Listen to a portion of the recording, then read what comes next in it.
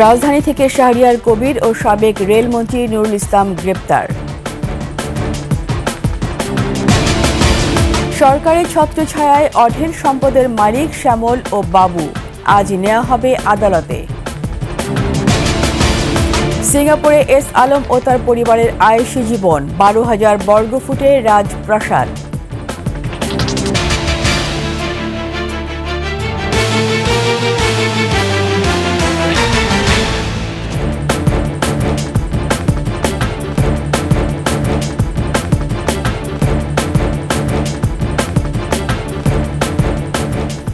শুনছিলেন first security ইসলামী bank PLC সংবাদ শিরোনাম। আমন্ত্রণ 21 সংবাদের সাথে আছি আমি রীতা চৌধুরী। দর্শক, 21 টেলিভিশনের সংবাদ একই সাথে সরাসরি দেখতে পাবেন আমাদের ফেসবুক পেজ www.facebook.com/2124 অনলাইনে। সাবস্ক্রাইব করতে পারেন www.youtube.com/21TV চ্যানেলে। ৭১-এ ঘাতক দালাল নির্মূল কমিটির অন্যতম প্রতিষ্ঠাতা ও সাংবাদিক শাহরিয়ার কবিরকে মহাখালীর নিজ বাসা থেকে গ্রেপ্তার করা হয়েছে। এদিকে সাবেক রেলমন্ত্রী নুরুল ইসলাম সুজনকে রাজধানীর শ্যামলী এলাকা থেকে গ্রেপ্তার করেছে পুলিশ। ওমর ফাহিমের রিপোর্ট। বাংলা একাডেমি সাহিত্য পুরস্কার ছাড়াও মৌলবাদ, ইতিহাস ও বাংলাদেশের স্বাধীনতা যুদ্ধকে কেন্দ্র করে ৭০টিরও বেশি বইয়ের লেখক শাহরিয়ার কবিরের বিরুদ্ধে রয়েছে নির্বিচারে হত্যা, গুম ও মানবতা বিরোধী অপরাধের অভিযোগ। ২০১৩ সালে রাজধানীর শাপলা চত্বরে হেফাজতে ইসলামের কর্মসূচির ঘটনায়ও অভিযোগ রয়েছে তার বিরুদ্ধে। অন্যদিকে সাবেক রেলমন্ত্রী নুরুল ইসলাম সুজনকে সোমবার রাত 10টায় যাত্রাবাড়ি থানায় দায়ের করা একটি হত্যা মামলায় গ্রেপ্তার করা হয়। ২০০১ সালে ৮ম জাতীয় সংসদ নির্বাচনে পঞ্চগড় ২ আসন থেকে অংশ নিয়ে তিনি পরাজিত হন। ২০০৮ সাল থেকে একাধারে 3 বার সংসদ সদস্য নির্বাচিত হয়ে ২০১৯ সালে এসে রেলমন্ত্রী হিসেবে দায়িত্ব পান নুরুল ইসলাম।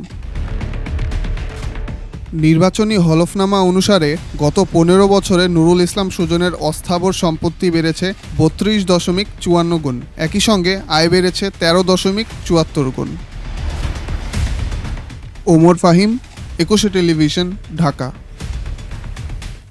বিতর্কিত সাংবাদিক মোজাম্মেল বাবু ও শ্যামল দত্তকে ডিবি অফিসে নেওয়া হয়েছে।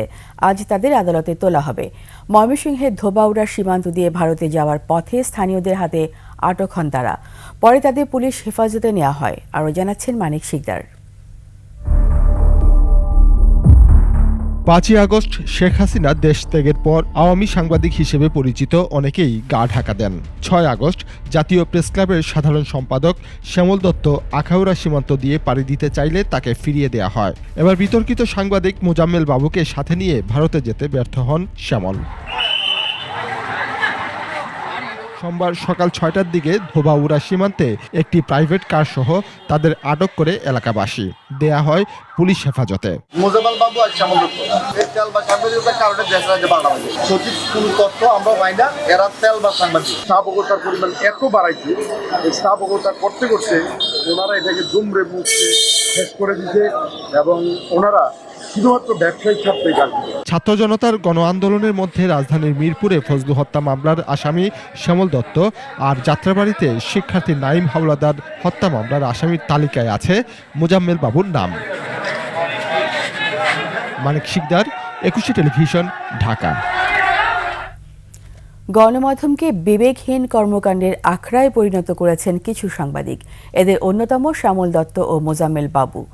সাংবাদিকতা পেশাকে শুধু বিতর্কিতই করেনি, আওয়ামী লীগ সরকারের তোষামোদী আর বিভিন্ন অনৈতিক সুবিধা নিয়ে করেছেন নিজেদের স্বার্থ সিদ্ধি। এই দুই সাংবাদিক আটকের পর তদন্তের মাধ্যমে যথাযথ বিচার চেয়েছেন সাধারণ মানুষ। মানিক শিকদারের আরেকটি রিপোর্ট।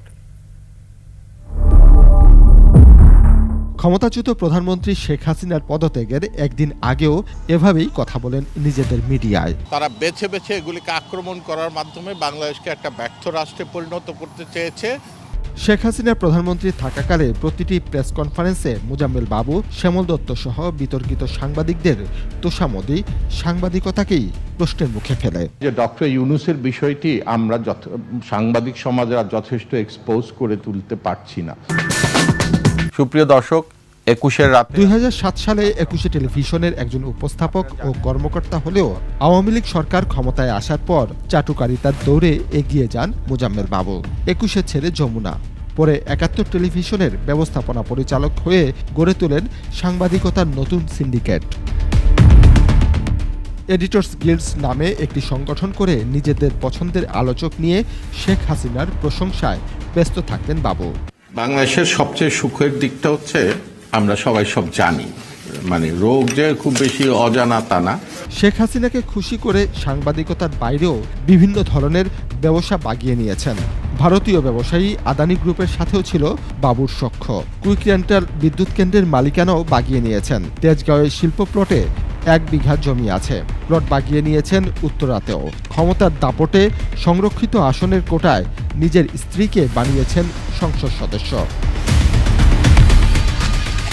দৈনিক ভোরের কাগজের সম্পাদক শ্যামল দত্ত আর মোজাম্মেল বাবুর সিন্ডিকেট জাতীয় প্রেস ক্লাবের নেতৃত্বেও ছিল। সাংবাদিকতার পেশা পোশাকে পরিণত করে জনগণের বিপক্ষে ছিল তাদের অবস্থান। মূলত চাই হচ্ছে আমাদের প্রোটেকশন। দেশ উচ্ছন্নে গেলেও হর হামেশা মদ ও পার্টি নিয়ে উৎসবে মেতে উঠতেন এই সাংবাদিক নামধারীরা। এই 2 সাংবাদিক আটক হওয়ার পর সাধারণ মানুষ এভাবেই প্রতিক্রিয়া জানান। স্বৈরাচারের যে শাসন কাঠামো, এটার মধ্যে সবচেয়ে বেশি হেল্প করেছে মিডিয়া। মোজাম্মেল বাবু এরা সাংবাদিকতাকে কলঙ্কিত করেছে এবং সাংবাদিকতার যে স্পিরিটটা তারা নষ্ট করেছে। গভর্নমেন্টের সাথে তাদের যদি সখ্যতা পাওয়া যায়, অবশ্যই তাদের বিচারের আওতায় আনা উচিত।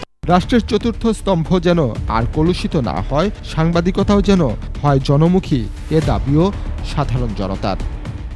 আপনি যা যা মিস করেছেন নেত্রী একটু ধরিয়ে দেই। মানিক শিকদার, 21 টেলিভিশন, ঢাকা। মধ্যবিত্ত শ্রেণীর সন্তান শ্যামল দত্ত সাংবাদিকতাকে পুঁজি করে মাত্র কয়েক বছরেই পরিণত হন কোটি কোটি টাকার মালিকে। ফ্যাসিস্ট শেখ হাসিনার আশীর্বাদ থাকায় তার বিরুদ্ধে অভিযোগ রয়েছে নিজ এলাকায় হিন্দুদের জমি দখলেরও। সাংবাদিকতা পেশাকে কলুষিতকারী এ ধরনের দুর্বৃত্তের দৃষ্টান্তমূলক শাস্তির দাবি তুলেছেন চট্টগ্রামের বিভিন্ন শ্রেণী পেশার মানুষ। বিপ্লব মজুমদারের ক্যামেরায় হাসান ফেরদৌসের তথ্যে ডেস্ক রিপোর্ট। চট্টগ্রামের সাতকানিয়ার আমিলাইশে সাধারণ পরিবারের জন্ম শ্যামল দত্তের। এক সময়ে ভাগ্যবদলের আশায় পাড়ি জমান ঢাকায়। সাবেক মন্ত্রী সাবের হোসেন চৌধুরীর পত্রিকা ভোরের কাগজে কাজের সুযোগকে ব্যবহার করেন টাকা বানানোর অস্ত্র হিসেবে। সাংবাদিকতার নীতি নৈতিকতাকে পাশ কাটিয়ে আওয়ামী সরকারের নির্লজ্জ তাবেদারিতে ঘনিষ্ঠ হয়ে ওঠেন ক্ষমতাচ্যুত প্রধানমন্ত্রী শেখ হাসিনার। শ্যামলও প্রতিষ্ঠিত হয়েছে, কিন্তু এভাবে প্রতিষ্ঠিত হওয়ার প্রয়োজন ছিল না। তার মেধা দিয়ে, মনন দিয়ে সে যদি আসতো তাহলে তাকে এলাকার মানুষ শ্রদ্ধাভরে স্মরণ করত।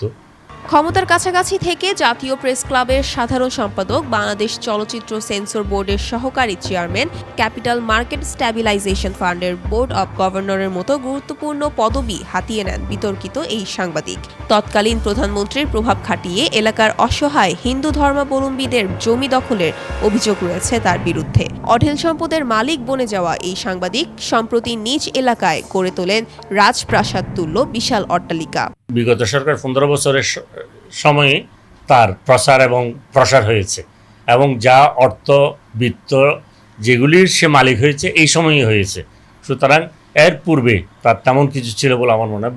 বাড়ি ছিল না। সাংবাদিকতার মুখোশে শ্যামল দত্তের মতো যারা স্বৈরাচারী শাসকের বিভিন্ন অপকর্মে সহায়তা দিয়েছে, ছাত্র গণ অভ্যুত্থানেও নিরাপদ মানুষকে হত্যায় উৎসাহিত করেছে, তাদের শাস্তি নিশ্চিতে দাবি মানবাধিকার কর্মীদের। তৈলবাজিতে তারা চ্যাম্পিয়ন হয়েছিলেন, তৈলবাজিতে, যার কারণে এই স্বৈরাচারী সরকার, ফ্যাসিস্ট সরকার তাদেরকে দিয়ে এইসব লুটপাটগুলো করিয়েছে এবং তারা সরকারের সেই লুটপাটের সহযোগী ছিলেন। পতিত স্বৈরাচার সরকারের আশীর্বাদ পুষ্ট হওয়ায় এর আগে ভয়ে কেউ সাহস করেনি দত্তের বিরুদ্ধে মুখ খুলতে। Mahiya Rahman, desk report, 21 television. পাচার করা অর্থে সিঙ্গাপুরে বেশ আয়েসেই দিন কাটছে ব্যাংক লুটেরা এস আলম ও তার পরিবারের সদস্যদের। দেশটিতে 3টি বিলাসবহুল হোটেলের মালিক তারা। জায়গা কিনে 12,000 বর্গফুটের এলাকায় গড়ে তুলেছেন প্রাসাদের মতো বাড়ি। সিঙ্গাপুরে এস আলমের বিনিয়োগ কমপক্ষে 700 মিলিয়ন সিঙ্গাপুরি ডলার, বাংলাদেশি মুদ্রায় 6,500 কোটি টাকা। ওমর ফাহিমের রিপোর্ট। বিলিয়ন ডলার পাচার করে সিঙ্গাপুরে ব্যবসায়িক সাম্রাজ্য গড়ে তুলেছেন ব্যাংক খেকো সাইফুল আলম মাসুদ ওরফে এস আলম। সিঙ্গাপুরের জালান মেরলিমাউথে এই প্রাসাদ বাড়ি। 2019 সালে 12,260 বর্গফুট জমিতে এটি নির্মাণ করেন এস আলম, যার বাজার মূল্য 30 মিলিয়ন সিঙ্গাপুরি ডলার, যা প্রায় 293 কোটি টাকা। প্রাপ্ত তথ্য অনুযায়ী সিঙ্গাপুরে 3টি হোটেল ও রিটেল স্পেসে প্রায় 700 মিলিয়ন সিঙ্গাপুরি ডলার বিনিয়োগ করেছেন এস আলম ও তার স্ত্রী ফারজানা পারভিন, বাংলাদেশি মুদ্রায় যা 6,510 কোটি টাকা। যখনই একটা পুঁজি আরেকটা দেশে চলে যায় তখন তাদের অর্থনীতির মধ্যে ঢুকে যায়। হ্যাঁ, তারা ব্যাংকে রাখুক বা বাড়ি করুক, আন্তর্জাতিক যে আইন কানুন আছে সেগুলো আমাদের মনে হয় যে বিশ্লেষণ করে এটা আনার ব্যাপারে প্রথম আন্তরিক হতে হবে, তারপরে পদক্ষেপ নিতে হবে। দেশটির লিটল ইন্ডিয়ায় প্রায় 248 মিলিয়ন সিঙ্গাপুরি ডলারে হিলটন গার্ডেন ইন বা পূর্বের গ্র্যান্ড ইম্পেরিয়াল হোটেল সিঙ্গাপুর, সেরাঙ্গুনে 90 মিলিয়ন সিঙ্গাপুরি ডলার দামে হলিডে ইন এক্সপ্রেস এবং নোভেনা এলাকায় 170 মিলিয়ন সিঙ্গাপুরি ডলারের ইবিস নোভেনা হোটেল কিনেছেন এই অলিগার্ক। এছাড়া 135 মিলিয়ন ডলার ব্যয়ে 27,179 বর্গফুটের রিটেল স্পেসও কিনেছেন তিনি। ব্যাংকিং খাতে যে বিশাল দুরবস্থা ছিল তারও কিন্তু পুরো লুটপাট করা অর্থ সব সিংহভাগ কিন্তু দেশের বাইরে পাচার হয়েছে। পুরনো কানালি লজিস্টিক্স বা উইলকিনসন ইন্টারন্যাশনাল, ক্যানোপাস 2, টলেডো ইন্টারন্যাশনাল এবং গ্র্যান্ড ইম্পেরিয়াল হোটেল নামের 4টি কোম্পানির মাধ্যমেই এসব সম্পদ কিনেন এস আলম। সব আর্থিক লেনদেন নিষ্পত্তি হয় সিঙ্গাপুরের ইউনাইটেড ওভারসিজ ব্যাংক লিমিটেডের মাধ্যমে। সিঙ্গাপুরে অর্থ পাচারে হুন্ডি এবং চিনি আমদানির এলসিতে ওভার ইনভয়েসিং করেছেন এস আলম। যে দেশি অর্থ পাচার হোক না কেন, যথাযথ প্রক্রিয়া অনুসরণ করে ফেরত আনা, চিহ্নিত করা, পাচার যে কোথায় পাচার হয়েছে সেটা চিহ্নিত করা, যারা এর সাথে জড়িত তাদেরকে চিহ্নিত করে দেশে ফেরত নিয়ে আসা বা দেশে থাকলে বিচারের আওতায় মুখোমুখি করা। আমাদের আইন অনুযায়ী তার 3 গুণ জরিমানা সহ 14 বছরের কারাদণ্ডের বিধান কিন্তু আছে। পুলিশের অপরাধ তদন্ত বিভাগ সিআইডি এস আলম ও তার সহযোগীদের বিরুদ্ধে 1,13,245 কোটি টাকা পাচারের অভিযোগে মানি লন্ডারিং প্রতিরোধ আইনে গত 1 সেপ্টেম্বর তদন্ত শুরু করেছে। ওমর ফাহিম, 21 টেলিভিশন, ঢাকা। ছাত্র জনতার আন্দোলনে আওয়ামী লীগ সরকারের নৃশংসতা তদন্তে ঢাকায় আসছে জাতিসংঘের তথ্যানুসন্ধান দল। নিহতদের স্বজন, আহত এবং প্রত্যক্ষদর্শীদের সাক্ষ্য নেওয়ার পাশাপাশি বিভিন্ন ধরনের তথ্যউপাত্ত সংগ্রহ করবেন প্রতিনিধি দলের সদস্যরা। আরও জানাচ্ছেন প্রণব চক্রবর্তী। ছাত্র জনতার আন্দোলন কতটা নৃশংসভাবে দমনের চেষ্টা করেছিল বিগত আওয়ামী লীগ সরকার, সে বিষয়ে 1 মাস তদন্ত করবে জাতিসংঘের তথ্যানুসন্ধান দল। দেশের 8টি বিভাগীয় শহর ঘুরে তারা কথা বলবেন সহিংসতার শিকার ব্যক্তি, ভুক্তভোগীদের স্বজন এবং প্রত্যক্ষদর্শীদের সঙ্গে। 8 সদস্যের তথ্যানুসন্ধান এই দলের অনেকেই এরই মধ্যে পৌঁছে গেছেন ঢাকায়, বাকিরা আসছেন কয়েকদিনের মধ্যেই। মানবাধিকার লঙ্ঘনের মূল কারণ উদ্ঘাটন, দায় দায়িত্ব চিহ্নিতকরণ এবং এ ধরনের নৃশংসতার পুনরাবৃত্তি রোধে বাংলাদেশের জন্য সুনির্দিষ্ট সুপারিশ তুলে ধরবে জাতিসংঘের ফ্যাক্ট ফাইন্ডিং দল। A fact-finding mission from the UN Human Rights Office is conducting an independent and impartial investigation into alleged human rights violations committed between the 1st of July and the 15th of August. The team will seek to establish the facts, identify responsibilities, analyze root causes, and make recommendations for Bangladesh to address past human rights violations and prevent their recurrence. তথ্যানুসন্ধান প্রক্রিয়া কঠোরভাবে গোপনীয় রাখবে আন্তর্জাতিক এই দলটি। Pranab Chakraborty, 21 television, Dhaka. নিচ্ছি সংবাদ বিরতি। যখন ফিরব তখন অন্যান্য খবরের সঙ্গে আরও থাকবে। নিম্নচাপের প্রভাবে কুয়াকাটায় বৃষ্টিপাত, সমুদ্র বন্দরগুলোতে 3 নম্বর সতর্কতা। বন্যায় মৌলভীবাজারে পলি ও বালিতে ঢাকা পড়েছে ফসলি জমি, দুশ্চিন্তায় কৃষকরা।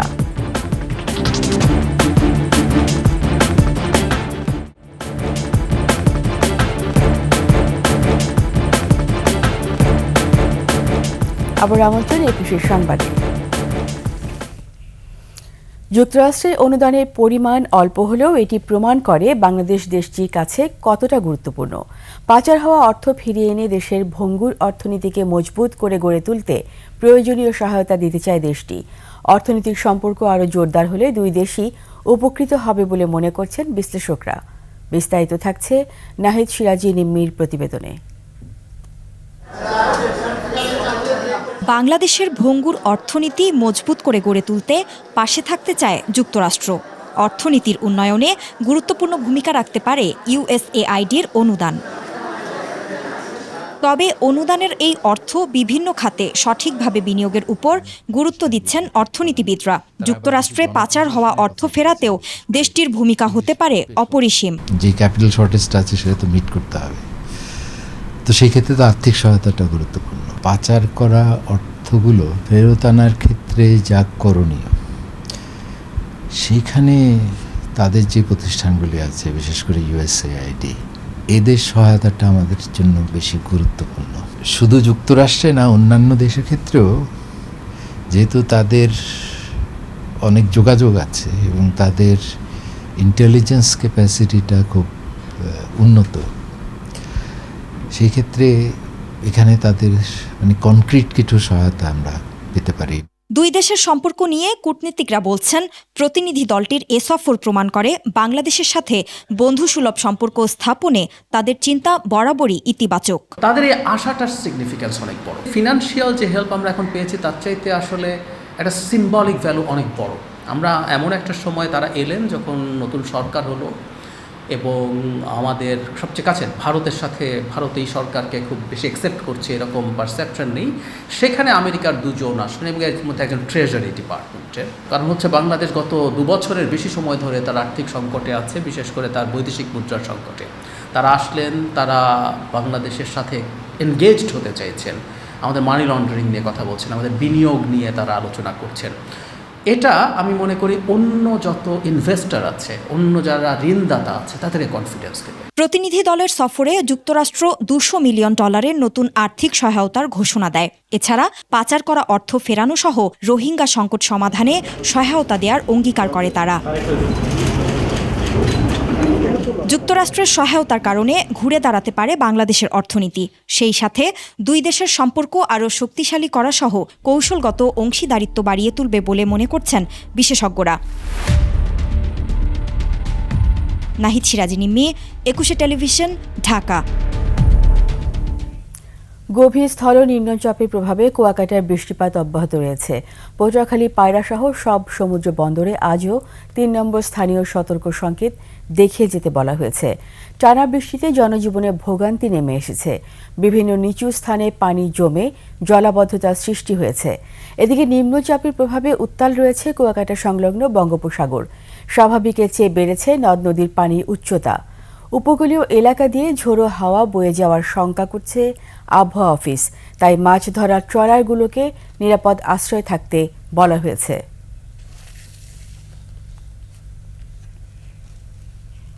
চলমান বন্যায় মৌলভীবাজারে কয়েক হাজার কৃষকের জমি ঢাকা পড়েছে নদীর পলি ও বালিতে। কোথাও পানিতে পচে নষ্ট হয়ে গেছে মাঠ ভর্তি স্বপ্নের ফসল। এ অবস্থায় দুশ্চিন্তায় রয়েছেন কৃষকরা। মৌলভীবাজার প্রতিনিধি তথ্যচিত্রে ডেস্ক রিপোর্ট। পানিতে থই থই চারপাশ, চলছে নৌকাও। মনু নদীর বাঁধ ভেঙে বিস্তীর্ণ এলাকা প্লাবিত। এই পানির নিচেই মৌলভীবাজারের রাজনগর উপজেলার কামারচাক ইউনিয়নের কৃষকরা রোপণ করেছিলেন আমন ধান। একই সাথে জেলার কমলগঞ্জ, রাজনগর, মৌলভীবাজার সদর ও জুড়ি উপজেলার ক্ষেতে পানি উঠলে রোপা আমনের প্রায় 15,000 হেক্টর জমির ধান পুরোপুরি নষ্ট হয়ে যায়। পানি নেমে গেলেও ক্ষেতে বালি জমে যাওয়ায় টমেটো সহ নষ্ট হয় বিভিন্ন সবজি ক্ষেত। ফ্লাড আসে, আমাদের জায়গাগুলো সব বালুতে ভরিয়া নিয়ে গেল। এখন আমরা কিছু করার নাই, নিরুপায়। আমরা এখন গরিব, আমরা কি করি? সব বালুয়ে গড়ি লাইছে। এখন আমার বাচ্চা খাইতে লইয়া কি খাইতাম, আমার তো খাওয়ার আর কোনো ব্যবস্থা নাই। এছাড়াও পানিতে ভেসে যায় অনেকগুলো ফিশারি ও পুকুরের মাছ। এখন আমরা কিলা খান চলবো, কিলা খান খাইবো, এই অবস্থা। ধান বান সবকিছু শেষ, এখানে কিচ্ছু নাই। এই জায়গাটা পুরা ময়দান হয়ে গেছে, বালু জায়গা বইরা। অন্যদিকে ধানের জমি থেকে পানি নেমে গেলে সেখানে ধানের পরিবর্তে সবজি চাষের পরামর্শ দিয়েছে কৃষি বিভাগ। এই ক্ষতিকে পুষিয়ে নেওয়ার জন্য কৃষক ভাইদেরকে 22 ও 23 জাতের ধান বীজ সরবরাহ এবং আগাম শীতকালীন সবজির বীজ কৃষকদের মধ্যে বিতরণের উদ্যোগ গ্রহণ করছে। এই অবস্থায় আমন মৌসুমের কয়েক মাস চাল কিনে খেতে হবে বলে চিন্তিত কৃষকরা। Mahiya Rahman, desk report, 21 television. এরই সাথে শেষ করছি 21 সংবাদ। যাওয়ার আগে ফার্স্ট সিকিউরিটি ইসলামী ব্যাংক পিএলসি সংবাদ শিরোনামগুলো আরও একবার। রাজধানী থেকে শাহরিয়ার কবির ও সাবেক রেলমন্ত্রী নুরুল ইসলাম গ্রেপ্তার। সরকারি ছত্রছায়ায় অঢেল সম্পদের মালিক শ্যামল ও বাবু আজ নেওয়া হবে আদালতে। সিঙ্গাপুরে এস আলম ও তার পরিবারের আয়েশি জীবন, 12,000 বর্গফুটের রাজপ্রাসাদ।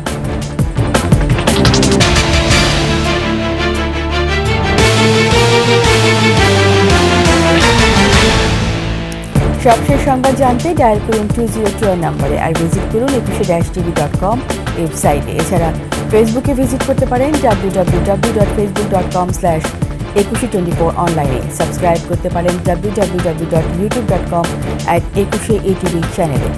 এতক্ষণ সঙ্গে থাকার জন্য সবাইকে ধন্যবাদ। পরবর্তী সংবাদ সকাল 10:55 দেখার আমন্ত্রণ রইল। 21-এর সাথেই থাকুন।